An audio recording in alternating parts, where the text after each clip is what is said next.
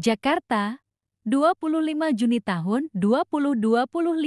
Merespons rangkaian tuduhan tanpa dasar yang dinilai telah merusak nama baik, reputasi, dan kehidupan pribadi maupun sosialnya. Ridwan Kamil melalui tim kuasa hukumnya resmi menggugat balik Leis Mariana dengan tuntutan ganti rugi senilai Rp10,5 miliar. Materi gugatan balik rekonvensi tersebut dicantumkan dalam dokumen jawaban atas gugatan dalam perkara nomor 184 PDT G 2025 PIN BDG. Dokumen tersebut telah diunggah oleh tim kuasa hukum Ridwan Kamil secara ekor pada Pengadilan Negeri PN Bandung kelas 1 bukaan diafragma khusus Rabu 25 Juni tahun 2025.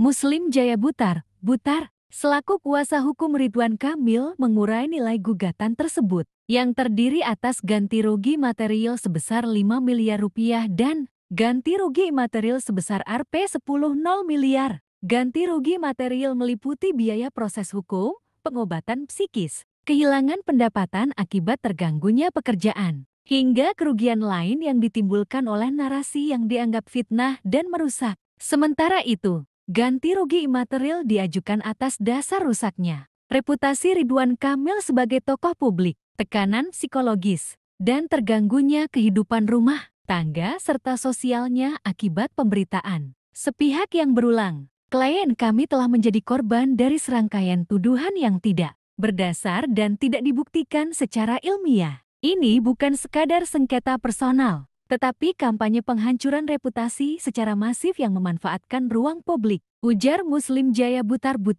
Dalam dokumen yang disampaikan kepada majelis hakim, kuasa hukum Ridwan Kamil juga menyebut Leis Mariana telah melakukan rangkaian perbuatan yang dapat dikategorikan sebagai perbuatan melawan hukum, sebagaimana diatur dalam pasal 1365 KUH Perdata. Leis Mariana telah menyebarkan tuduhan tanpa bukti bahwa klien kami melakukan hubungan layaknya suami istri di luar pernikahan, menyebabkan kehamilan, dan menyarankan aborsi. Semua itu tidak pernah terjadi dan tidak pernah dibuktikan secara ilmiah, terutama melalui tes DNA, ujar Muslim dalam keterangan resminya. Lebih jauh, Muslim menyebut Leis Mariana telah menyebarkan informasi keliru dan fitnah secara berulang melalui berbagai platform, termasuk media sosial dan sejumlah podcast publik. Unggahan tersebut dinilai telah menjadikan Leis Mariana sebagai pelaku utama penyebaran berita bohong yang berdampak langsung terhadap reputasi